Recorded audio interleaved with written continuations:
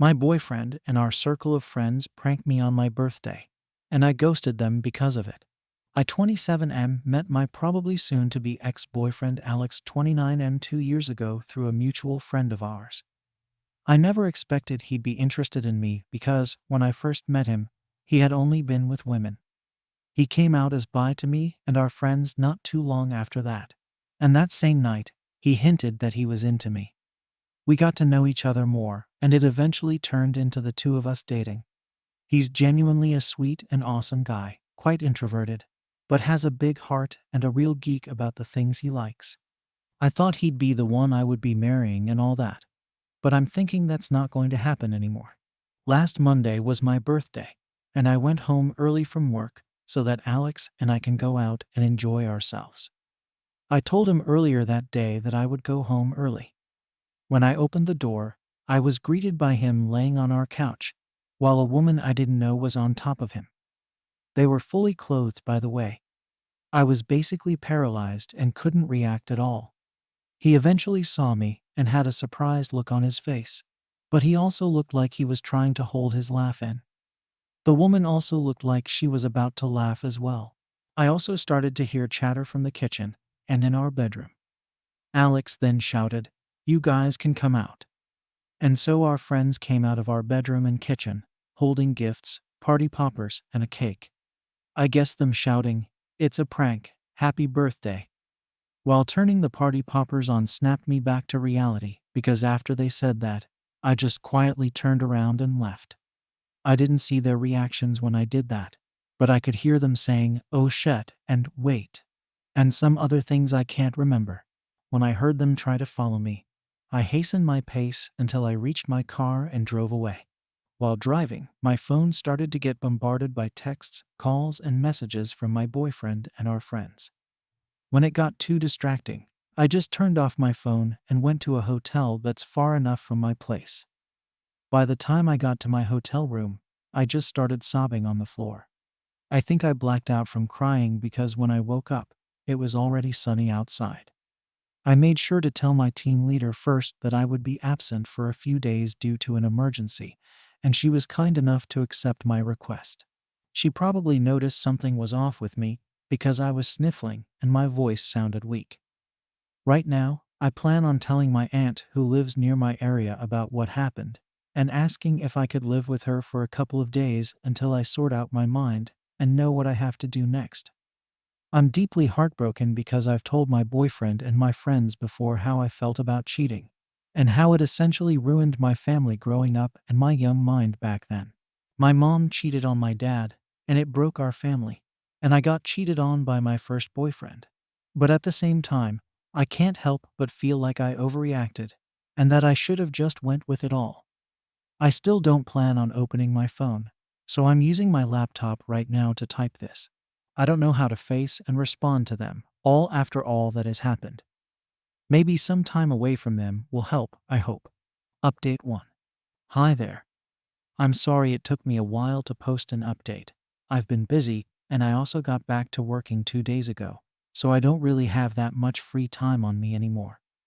But before I get started with the actual update, I would like to thank everyone who has given me their advices and wisdom, along with those who wished me well and a belated happy birthday. You folks really made me feel happy, even after all that has happened. I never thought internet strangers could be so kind, lol. Normally, I confide with my friends whenever I had a problem, but since they somehow became part of that problem, I thought maybe going here would be a good idea, and I guess it was. Truly, thank you to all of you. Although, even if almost all of you had nothing but great advice and nice things to say, there were some who were skeptical or were even harsh, specifically in the way I just ghosted my boyfriend and everyone at that surprise party. Truth be told, I could have done something more mature, as some would say. But really, in that moment, all I could think was remove myself from that situation, because I wouldn't know what I would do if I fell back to my old self. Also, sorry for any typos, I wrote this all on my phone. For context, I found out my mom was cheating on my dad at 14 years old. I got home from school early and found that the house was empty. I went upstairs to go to my room, but as I got nearer to my parents' room, I heard these faint sounds of and it didn't help that the door to the room was slightly opened. Curiosity got the best of me, and I decided to take a peek inside. And there she was, my own mom cheating on my dad with his coworker. I felt like I was going to be sick, like it was some sort of nightmare. I froze there for a few seconds before my dad's coworker noticed me and immediately alerted my mom that I was watching them. When my mom finally realized what happened, she started calling me out and tried to follow me. But I got to run to my room and locked it before she could catch me. My mom was frantically calling out my name and knocking hard on the door, but all I could do was cry. The realization that the person I was calling my mom wasn't the person I thought she was hit me like a ton of bricks, because I used to adore my mom. She was always around while my dad was working full-time, which made me resent my dad because he was never around. I remember hiding in my bedsheets and eventually falling asleep. I was woken up by my dad knocking on my door and calling me to come out. I had to comply, of course, and when I opened my door, my father was standing in front of me, with my mom behind him. He gave me a tight hug and asked me about the guys who bullied me while I was walking home from school, and I was confused when he mentioned that. But then I saw my mom looking mad at me and basically telling me through her face that I should go along with it. As much as I hated it, I went along with it because I didn't want to hurt my dad. Since then, I've decided to fully ignore my mom, unless it was for a chore or something important. And when I moved out at 18, I made sure to go no contact on her and only talked to her when my dad wanted me to. My mom and dad eventually divorced after I moved out, turns out. He always knew, but didn't want to do anything about it until I moved out, because he didn't want me to live in a household riddled with arguments and stress brought upon by divorcing couples. It didn't really work, but I appreciate my dad for still looking out after me even if he was hurting. Then, when I was 19, I got into my first ever relationship. We had a pretty nice start, and we were each other's firsts. But when I found out he was cheating on me, things got really ugly. I know this is not an excuse, but I was young and didn't know how to handle that information when I got it. And knowing how much I hated cheating, I basically went crazy on him and turned to destroying his stuff, deleting all copies of his thesis, and even went as far as doing this insane Facebook rant where I exposed his cheating and posted pics of him and the guy he was cheating me with, and even mentioned his mom and dad in the post and outing him without his consent.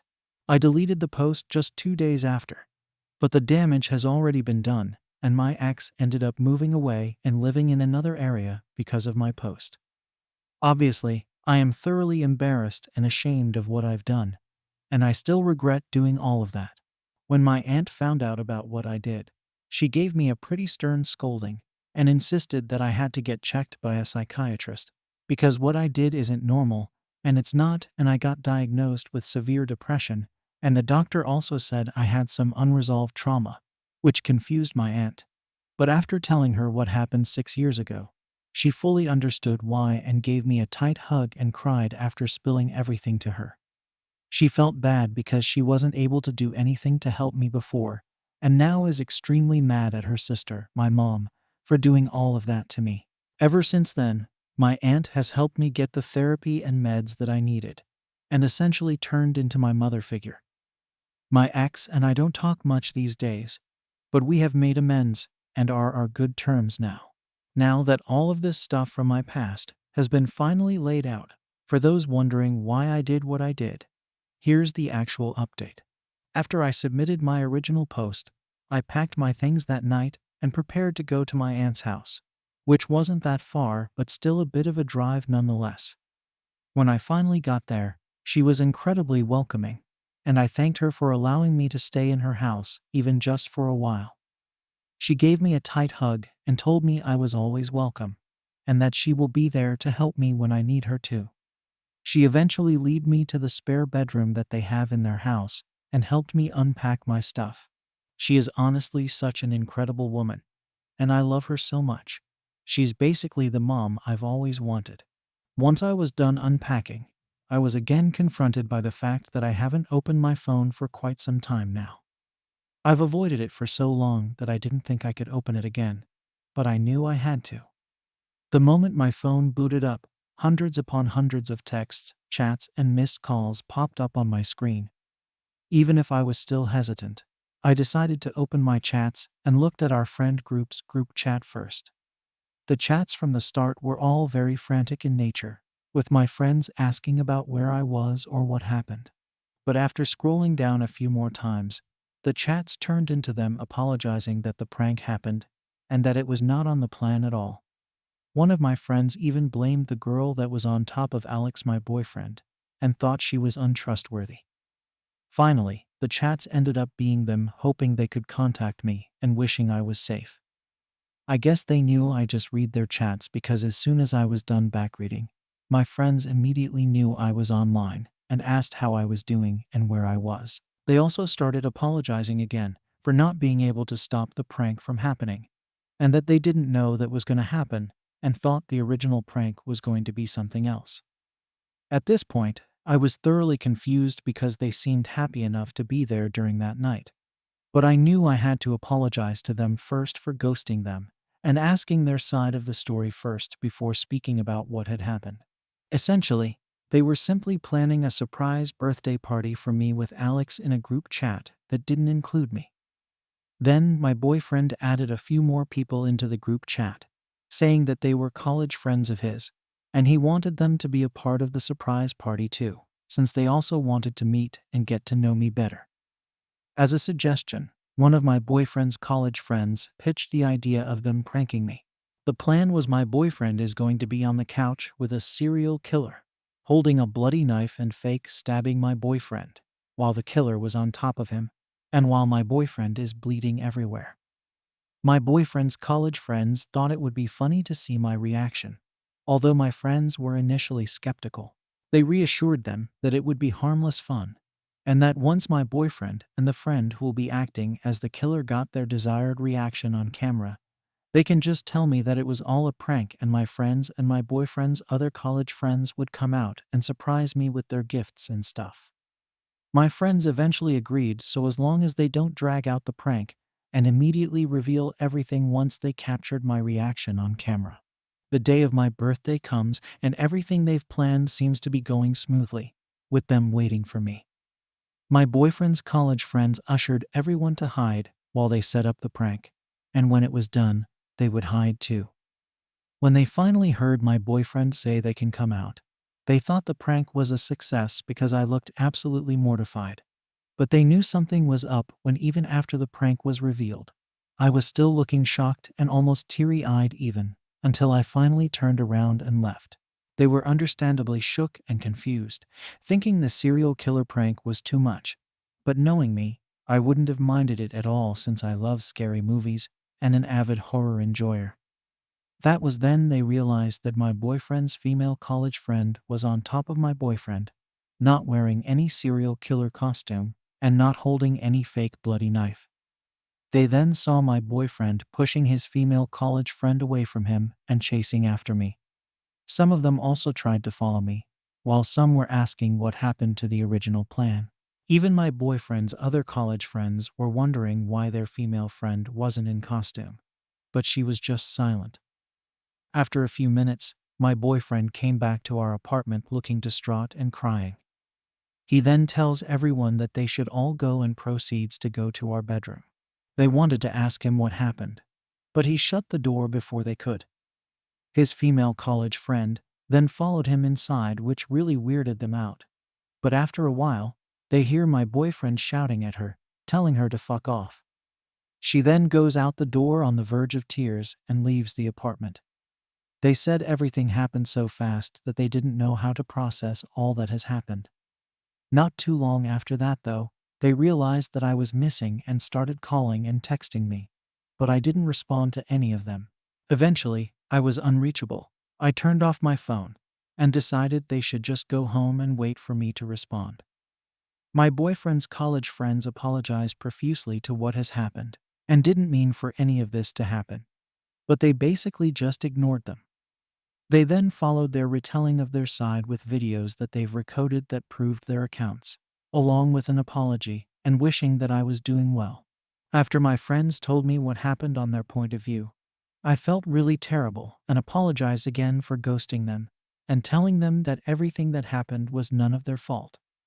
I told them that I would make it up to them soon, but they reassured me that they accept my apology and are just happy that I'm alive and well. They also pitched to have a late birthday celebration with me this weekend, and my boyfriend and his friends aren't included this time. I, of course, happily agreed and thanked them for being such great friends, and that I really couldn't thank them enough for being such an awesome bunch of people. The morning of the next day, my aunt knocks on my door and wakes me up, telling me that I have a visitor downstairs. She looked a bit mad, so I can already tell who it was. It was my boyfriend Alex, carrying this beautiful bouquet of flowers and my favorite chocolates with him. Even if he looked amazing, his face was the complete opposite because he looked like he was crying for days.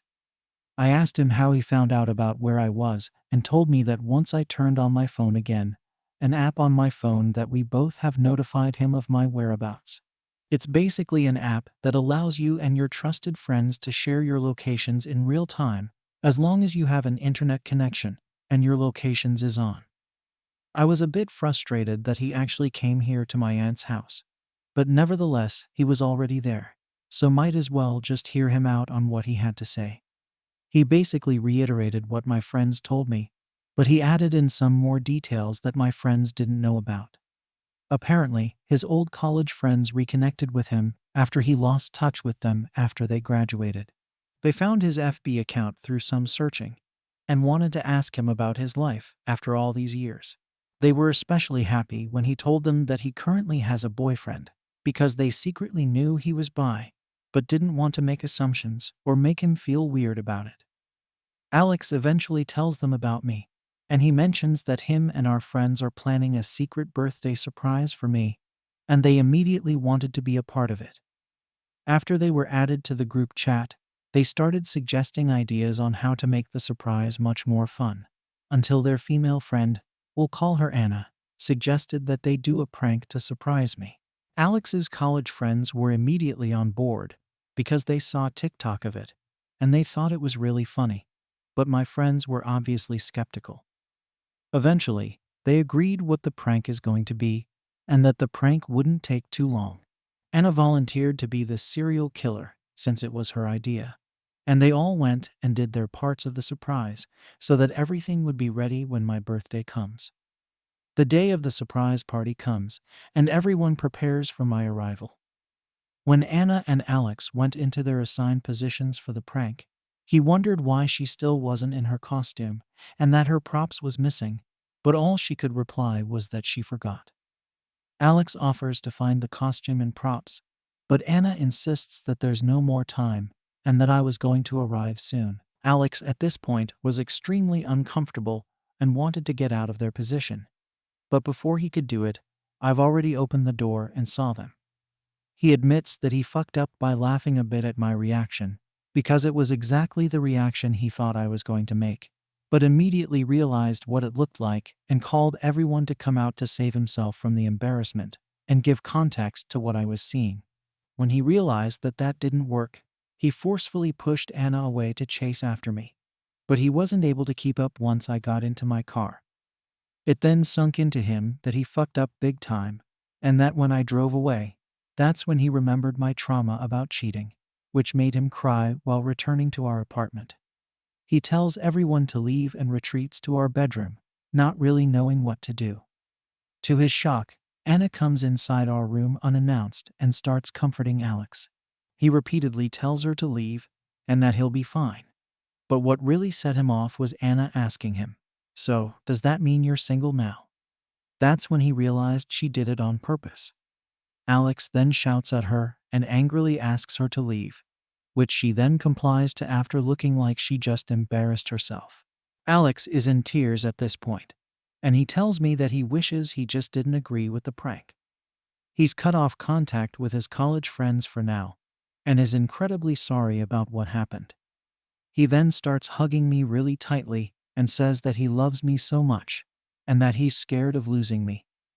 His words alone also made me cry because even after everything, I still love him deeply, and I do believe everything he said. After a minute or two of us hugging and crying, He lets go of me and tells me that we should back together to our apartment, but that if I still need time and space, he'll gladly give it to me. I gave him a kiss and respond to him with me asking him to help me pack my stuff. Of course, I gave my aunt the warmest of hugs and told her how much I appreciated her for helping me. She was happy things got resolved, but also jokingly threatened my boyfriend that if he did something stupid or hurtful to me again, she'll personally whisk me away to safety and away from him. My boyfriend laughed, but I think he was just hiding his nervousness. Now, I'm back in our apartment, and Alex even offered to throw away the couch that was used for the prank. But I declined since it's a pretty nice couch, and everything that has happened was something no one wanted, aside Anna probably.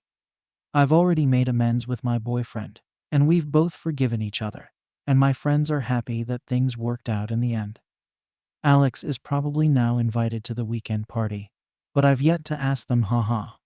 Don't worry, I'm also going to get in touch with my therapist soon and book new appointments with her per the suggestion of my aunt. This has all taken a toll on me, but I'm glad to have the support of my boyfriend, my friends, and everyone who has read my post and shared their support to me. Also, I realize that this update is probably not what most of you wanted to happen, and as much as I was close to just giving it all up, I never had a reason to in the end, and I'm glad I got to hear their sides out before making any huge decisions that I might end up regret later. And I do trust my boyfriend and my friends since they all sounded sincere, and they did have proofs to back them up. I think this is going to be my last update since everything seems to have been resolved at this point. But I'll try to make an update if ever something happens, but I hope that's not going to be the case. Once again, thank you everyone. Update 2. Hello. This is definitely my last update about this mess, because quite frankly, I'm tired of all of this. But before I start this update, I would like to say sorry to everyone who thought my previous update was too long. I guess I was just overcome with joy, talking about what happened that I didn't get to edit it much. But don't worry, this update won't be as long. And thank you to everyone who had nothing but kind words. I really appreciate you all.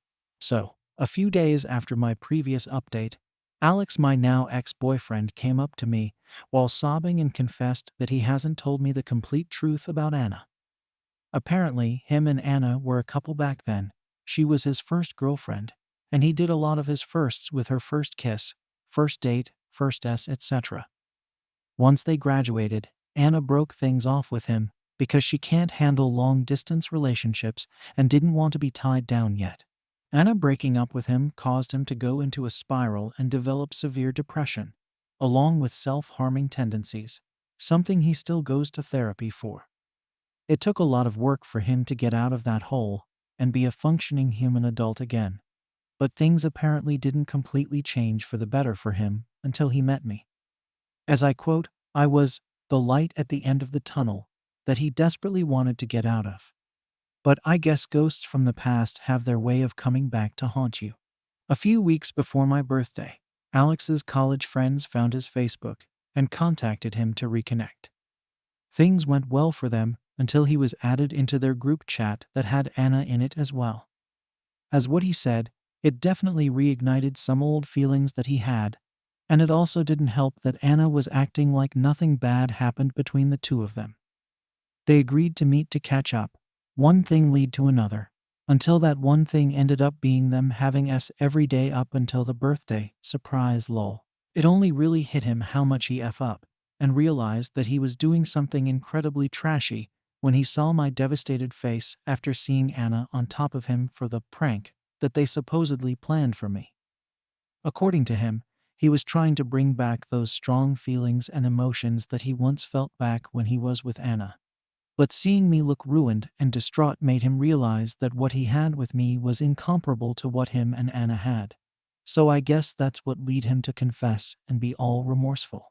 Of course, I had to hear him apologize and cry in front of me, and I did cry too. But I couldn't bear being around him anymore after hearing all of that. I then calmly told him that I accept his apology, but that I didn't want to be with him anymore, and that I'd be leaving the apartment and sort things out once we're both in clearer states of mind. He didn't like that one bit and started sobbing like crazy, and even went as far as hugging me incredibly tight just so that I wouldn't go. It was a struggle, but I eventually got out of his clutches by pushing him away hard enough. I ran as fast as I could, ironic, to get to my car, and immediately headed to my aunt's house. When I got there, I just sobbed into my aunt's arms and felt incredibly weak. She probably understood why I was crying that much without asking me why. So she started consoling me until I was too tired to cry and slept. Yesterday, I got a call from a friend of Alex that he's in the hospital after being found unresponsive and full of marks on his arms. I didn't want to go because I'm obviously still hurt about everything. But Alex doesn't have any family anywhere near him. And I'm the only one who knows about his medical history and details, and technically his closest family, so I had to. When I got there, his arms were full of bandages and his face looked all puffy and red. Right now, I'm outside his hospital room, waiting for his doctors to give me an update or tell me anything or something that I should do. He also hasn't woken up yet, so I'm bracing myself for when he does. Truthfully, I do still love him very much. But what he did just made it clear for me that we're not meant to be together. I don't know what I'll do moving forward after all of this, but I'll just let the universe take the wheel for me at this point. I just wish things didn't end up this way. Edit. I would like to just thank everyone who has stuck with me through this ordeal and had nothing but kind words to say. You folks have no idea how you've helped me through all of this. I hope I get to repay all of your kindness someday. As for me, I'm doing mostly all right. I didn't want to stay in the hospital for long, so once I got to give the doctors the necessary info and stuff, I left immediately. My aunt then helped me get all of my stuff from our apartment and also called my landlord about our shared lease. Our apartment was full of liquor bottles and was just an overall mess, so it took a while for us to get my stuff, and I also did some cleanup before I left. It was sort of like my final goodbye to that place, even if my relationship basically ended there. I also had a ton of fun and happy memories there, and I'll definitely miss it. Right now, I'm living with my aunt for the meantime while I look for a new apartment. My friends still don't know about what happened, and I think I'll tell them soon, but definitely not now. I just want to rest and sleep and hopefully wake up to a better day. Once again, thank you all.